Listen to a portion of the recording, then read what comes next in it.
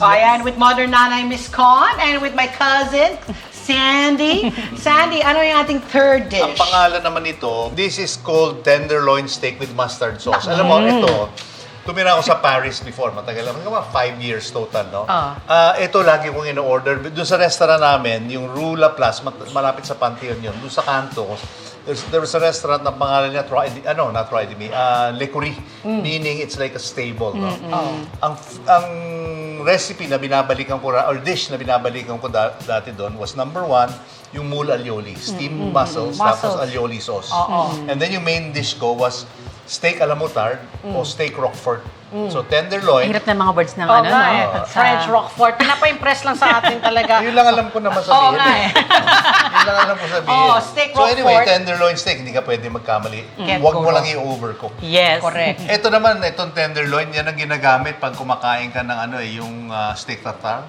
Which means you can eat it Yes. raw. So Yeah. okay lang kung kainin Kasi mo malambot ganyan. po yung meat nito Malambot ito eh. Pero dapat talagang fresh yung meat, di ba? Oh, fresh Hindi yung meat, frozen, yes. tapos tino, tapos dun mo kakainin na raw. Hindi pwede yun. At saka ito, tinanggal lahat ng litid. tenderloin. Naka-trim na siya.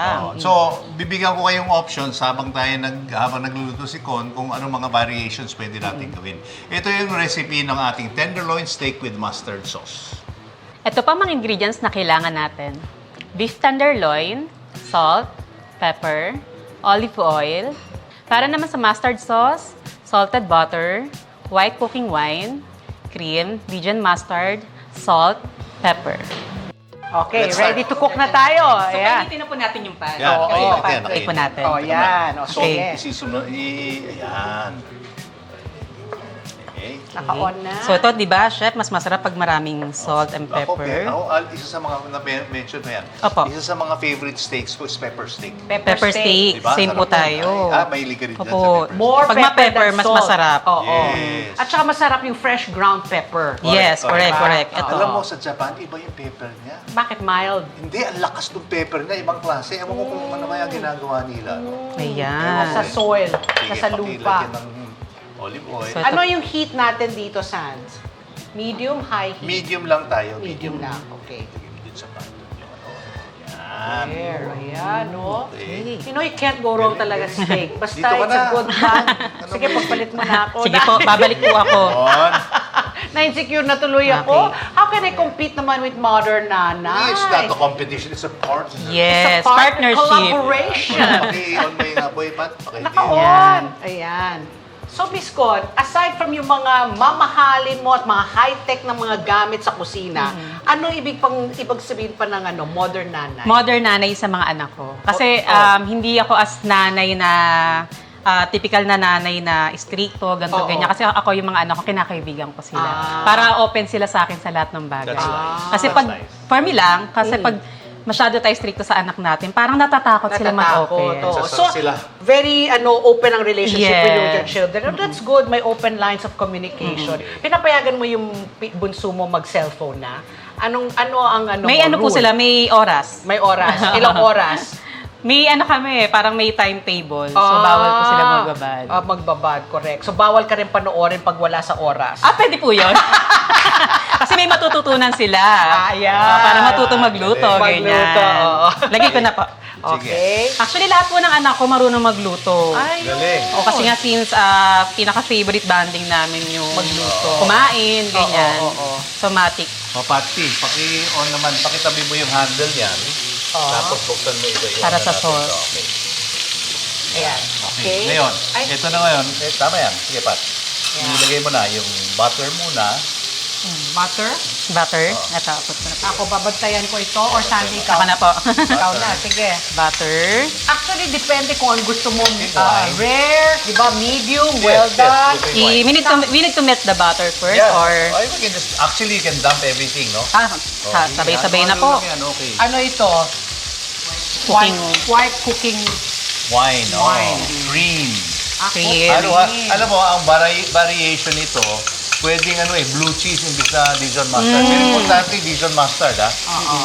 Okay, tapos lagay mo lang yan. Tapos ang gagawin lang natin dito, let it evaporate lang. Oo. Lagyan na natin lahat itong pepper.